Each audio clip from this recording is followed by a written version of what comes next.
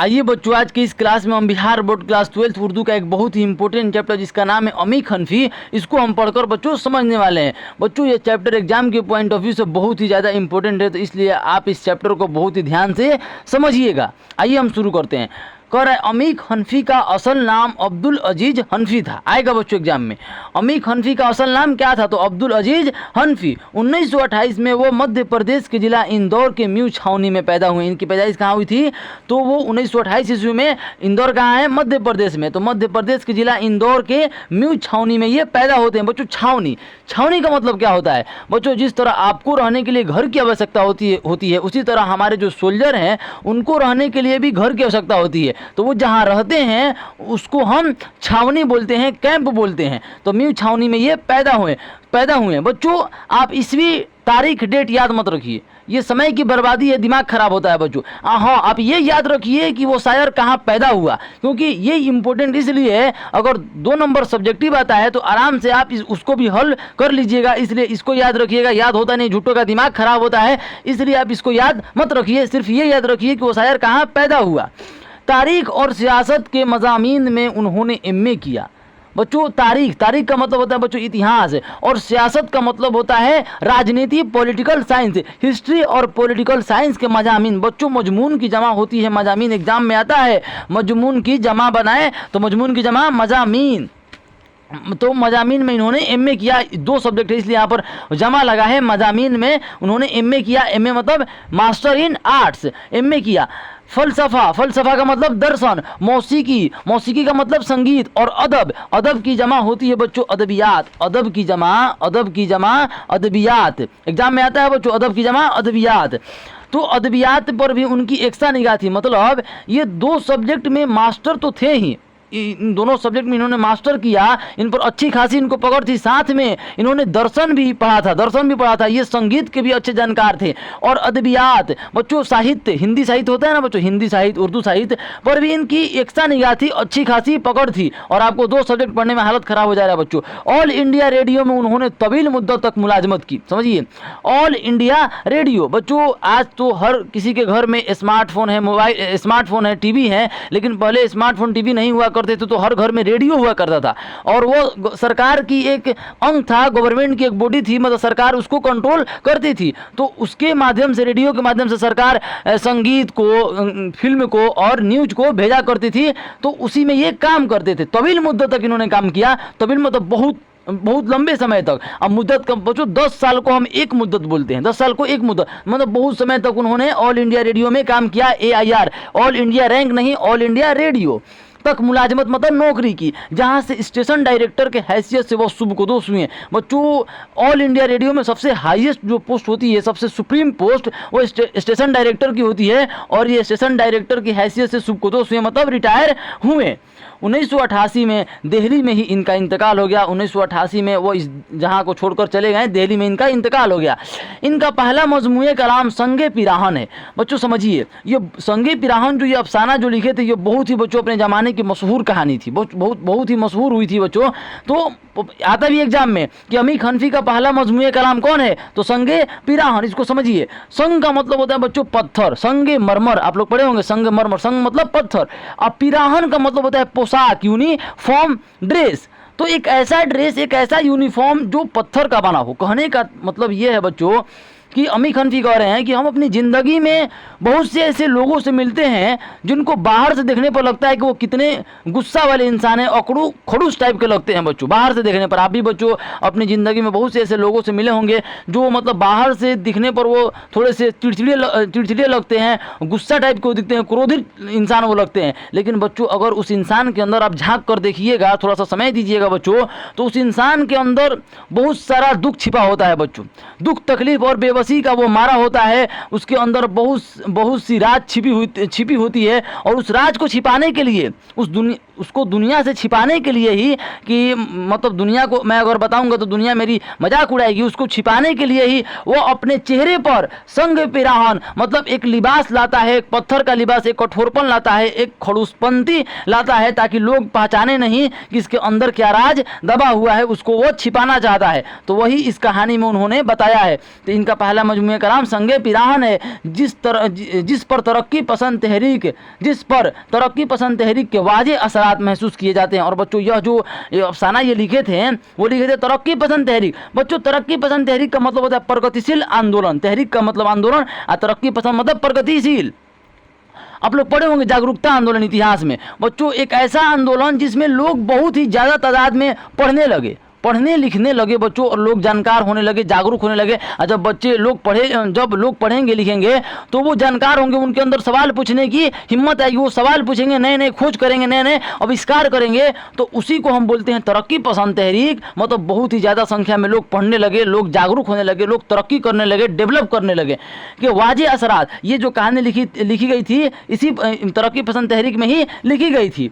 बाद में वो जदीदियत, बच्चों जदीद का मतलब होता है मॉडर्न, आधुनिक के असरात में आए और मुतअद्दिद शेरी तजर्बे उनसे यादगार हैं। उन्होंने ख़ास तौर पर तवील नज़मों का सिलसिला कायम किया। मतलब उन्होंने छोटे नज़मों को नहीं लिखा, बहुत कम छोटे नज़मों को लिखे, वो ज़्यादातर तवील नज़मों को, मतलब लंबे पोएम को वो लिखते थे। संदबाद, शहजादा, सयारगाह, सबेगस, सूरतुल नाकुस और सिलसतुल और लर्जिस की अदबी अहमियत से इनकार नहीं किया जा सकता। उन्होंने तनकीदी मज़ामीन में भी लिखे। इन्होंने तनकीदी मज़ामीन भी लिखे जिससे जदीद अदब को समझने में बहुत मदद मिली। बस समझिए, तनकीद का मतलब होता है बच्चों कि जो शायर पहले ज़माने में जो अफसाना निगार थे, जो शायर थे, वो कुछ भी लिखते थे तो उनमें जो गलतियां है उसको पॉइंट आउट करना, उसको दिखाना कि इसमें क्या गलती है, उसी को हम तनकीद बोलते हैं। आज के ज़माना में अगर बोले बच्चों तो फिल्मों का रिव्यू, अगर कोई फिल्म बनती है तो बच्चों हमारे जो देश में सेंसर बोर्ड वो क्या करता है कि वो फिल्मों को देखता है और उस फिल्म में अगर कोई भी बुराई लगे, कोई भी कमी लगे तो वो समाज में उस फिल्म को आने नहीं देता है, मार्केट में उस फिल्म को आने नहीं देता है, क्योंकि इस फिल्म से समाज पर बुरा असर पड़ेगा। तो सेंसर बोर्ड, तो आज तो सेंसर बोर्ड, पहले तनकीद निगार होते थे, वो पॉइंट आउट करते थे गलतियों को। तो वही कह रहे हैं, इन्होंने तनकीदी मज़ामीन लिखे। मतलब जो वहाँ पहले के जो अफसाना निगार गलती करते थे उसको, उन गलतियों को वो हेडलाइन करते थे, अंडरलाइन करते थे और उन पर वो किताब लिखते थे। तनकीदी मज़ामीन भी लिखे जिनसे जदीद अदब को, जदीद मतलब आज के ज़माने में, मतलब आधुनिक ज़माने को समझने में मदद मिली। सोरी की शनाख्त और शेर चीज़ें दीगर अस्त, उनकी ऐसी तनकीदी किताबें हैं जिन्हें सिर्फ सरसरी पढ़कर नहीं छोड़ा जा सकता। सरसरी मतलब बच्चों ऊपर पढ़कर नहीं छोड़ा जा सकता है। मौसीकी मतलब संगीत की उन्होंने बाज़ाब्ता तालीम और तरबियत हासिल की थी। संगीत वो बच्चों ऐसे ही नहीं वो संगीत सीखे थे, मतलब बाज़ाब्ता मतलब बहुत ही अच्छे तरीके से वो उस्ताद से संगीत सीखे थे, जिसकी वजह से उस्ताद रजब अली खां पर मबसूत किताब लिखने में वह कामयाब हुए। मबसूत का मतलब होता है बहुत ही लंबा चौड़ा किताब लिख देना। किस पर? उस्ताद रजब अली खान पर। ये इनके संगीत टीचर थे। इन्हें जदीदियत से वाबिस्ता मोतबर शोरा की सफ़ में शामिल तस्लीम किया जाता है। कह रहा है बच्चों कि इन्हें जदीदियत, जितने भी आधुनिक ज़माने के जो पोएट हैं, जो अफसाना निगार हैं, जो बहुत ही ज़्यादा फेमस हैं, उनकी सफ़ मतलब लाइन, उनकी लाइन में इनको भी तस्लीम किया जाता है, इनको भी खड़ा किया जाता है, इनको भी मतलब जगह मिलती है। आइए अब हम इनके द्वारा लिखी गई नज़्म खेती को पढ़ते हैं। बच्चों खेती, यह जो नज़्म है बच्चों, इसको आप ये मत समझिएगा कि ये बहुत छोटी नज़्म है। बच्चों ये देखने में छोटी है लेकिन इसके अर्थ जो है वो बहुत गहरे हैं। यह बिहारी के दोहे की तरह है। बिहारी का जो बच्चों दोहा मतलब है, वो देखने में बहुत छोटे हैं लेकिन उनके जो अर्थ है वो बहुत गहरे होते हैं। कहा भी गया है कि सत सैया के दोहरे ज्यों नावक के तीर, आ देखन में छोट लागे घाव करे गंभीर। एक जो सुई होती है बच्चों, सुई वो होती छोटी सी है लेकिन जब बदन में चुभती है तो दर्द बहुत देती है। तो उसी प्रकार यह जो नज़म है बच्चों, यह जो पोएम है ये छोटा है, लेकिन इस छोटे से पोएम में बच्चों अमीर हनफी ने ज़िंदगी के किस्सा को बयान कर दिया है। जन्म से लेकर मृत्यु तक जो हमारी ज़िंदगी है वो एक छोटी सी नज़म में, इतनी छोटी सी नज़म में उन्होंने बांध कर हमको दे दिया है। तो आइए अब हम इसको पढ़कर समझते हैं। बच्चों कह रहा है, वक्त की खेती हम, वक्त बोता है, उगाता है, पालता है और बढ़ने के मौके, मौका की जमा मौके एग्जाम में आता है, मौके भी हमें देता है वक्त। सब्ज को मतलब फसल को, जर्रे मतलब अनाज, फसल को अनाज बनाने की इजाज़त मरहमत करता है और नाचने देता है बाद शोक की मौजों के साथ, झूमने देता है सूरज की किरण की हमदमी में, चांदनी पीकर हमें बदमस्त होता है, पाके खुश होता है वक्त। हाँ मगर अंजाम कार काट लेता है हमें, हम बिला आखिर उसके लुक में, हम बिला आखिर उसके फसल। अब समझिए बच्चों इसके अर्थ को कि ये नज़्म कहना क्या चाहती है। बच्चों जिस तरह एक किसान अपने खेत में फसल को बोता है तो वो इस फसल की बहुत देख रेख करता है, औलाद की तरह पालता है इस फसल को। बच्चों समय पर इसको पानी देना, खाद देना, सूरज की रोशनी देना, हवाएं, हर तरह से इसको मतलब सहूलियत देता है किसान।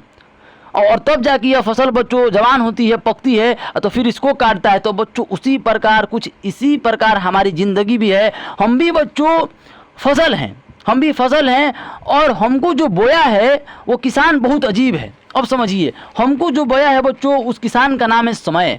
हम इस दुनिया में आए बच्चों बीज की तरह हैं। हम छोटे से थे, हम छोटे से हम धीरे धीरे बड़े हुए, जवान हुए, हम बूढ़े हो जाएंगे, फिर हम इस दुनिया से चले जाएंगे। तो हम बीज के रूप में आए, और इस बीज को जो बोया है बच्चों वो किसान, वो किसान है समय। उस किसान का नाम है समय बच्चों। समय वो खामोश किसान है, वक्त वो खामोश किसान है जो हमारी ज़िंदगी की खेती करता है बच्चों, ज़िंदगी की हमारी खेती करता है। वो चुपचाप हमको बो देता है। जब हम इस दुनिया में आए तो वो हमको बो दिया, और वो बच्चों धीरे धीरे हमको पालता है, धीरे धीरे हम सयान होते हैं। समय बच्चों वक्त हमें बढ़ने, खेलने और सपनों को सच करने का मौका देता है बच्चों। हम इस दुनिया में आए, पढ़ते हैं, लिखते हैं, हम कामयाब होते हैं, इसके हमें वो समय देता है, मौका देता है बच्चों। जैसे किसान के खेत का हर पौधा बच्चों मेहनत से सोने के जैसा चमकता है बच्चों। जब फसल पक जाती है तो उसके बाद आप खेतों को देखिएगा, वो कितना सुनहला दिखता है, लगता है बच्चों खेतों में सोना बिछा हुआ है। तो उसी प्रकार बच्चों समय भी हमें बेहतर इंसान बनने का मौका देता है। हम पढ़ते हैं, लिखते हैं, एक अच्छा इंसान बनते हैं, तो इसका मौका कौन दे रहा है? समय। वो कौन है बच्चों? किसान है समय बच्चों। समय हमें हवा की मिठास में झूमने देता है। देखिए यहाँ पर कह रहा है नाचने देता है बादे शोक की मौजों के साथ, मतलब हवा की मिठास में हमें झूमने देता है, सूरज की सुनहली किरणों के साथ हमें नाचने देता है बच्चों, और चांद की ठंडी रोशनी में खुशियों की गहराई महसूस करने देता है। देखिए यहाँ पर लिखा है झूमने देता है सूरज की किरण की हमदमी में, चांदनी पीकर हमें बदमस्त होता है, पाके खुश होता है वक्त बच्चों। तो लेकिन बच्चों बात यह है, ट्विस्ट ये है कि वक्त सिर्फ हमको देता नहीं है, ये हमसे लेता भी है बच्चों। दुनिया का दस्तूर है कि लोग सिर्फ देते नहीं है, लेते भी हैं। तो उसी प्रकार वक्त सिर्फ हमको देता नहीं है, ये हमसे लेता भी है बच्चों। हम जो बोते हैं हमको वही मिलता है। अगर एक किसान धान की फसल बोता है तो उसको गेहूं नहीं मिल जाएगा, उसको धान ही मिलेगा। अगर वो गेहूं की फसल बोएगा तो उसको गेहूं मिलेगी। उसी तरह बच्चों हम जो बोएंगे, हम इस दुनिया में आए हैं, हम जो बोएंगे हमको वही मिलेगा। आप किसी के साथ अच्छा कीजिएगा बच्चों, आपके साथ अच्छा होगा। आप किसी को प्यार दीजिएगा, आपको प्यार मिलेगा। आप किसी के साथ नफरत कीजिएगा, आपको भी नफरत मिलेगा। आप किसी के साथ दगा कीजिएगा, आपको भी बच्चों दगा मिलेगा। लेकिन बच्चों आप किसी के साथ दगा मत कीजिएगा। दगा किसी का सगा नहीं, ना मानो तो करके देखो। आज जिसने दगा किया है जाकर उसका घर देखो, लोग बर्बाद हो जाते हैं। इसलिए किसी के साथ दगा मत कीजिएगा। बहरहाल समझिए बात को बच्चों। वक्त उसी प्रकार वक्त हमें मतलब बढ़ने का मौका देता है, और जब हम बूढ़े हो जाते हैं, जब हम पक जाते हैं तो वक्त हमें काट लेता है, और हम वक्त के लुकमे बन जाते हैं, वक्त के निवाले बन जाते हैं। उसी प्रकार जिस तरह एक किसान फसल को बोता है बच्चों, उसकी देख रेख करता है, जब वो फसल पक जाती है, जवान हो जाती है, तो उस फसल को काट लेता है और वो फसल उसकी निवाला बन जाता है। उसी तरह हम भी वक्त के निवाले बन जाते हैं। उम्मीद करते हैं बच्चों कि इस नज़म को आप बहुत ही अच्छे तरीके से समझ गए होंगे। बच्चों आएगा एग्जाम में कि खेती जो नज़म है उसका खुलासा लिखो, तो मैंने बच्चों आपको जो बोला इस वीडियो में आप उसको नोटबुक में नोट कर लीजिए। आई गारंटी यू बच्चों वही जाकर आप एग्जाम में लिखिएगा, पूरे का पूरा नंबर देगा एग्जामिनर। उम्मीद करते हैं बच्चों कि आप यह खेती नज़म को समझ गए होंगे। आज की इस वीडियो में हम इतना ही रहने देते हैं। धन्यवाद।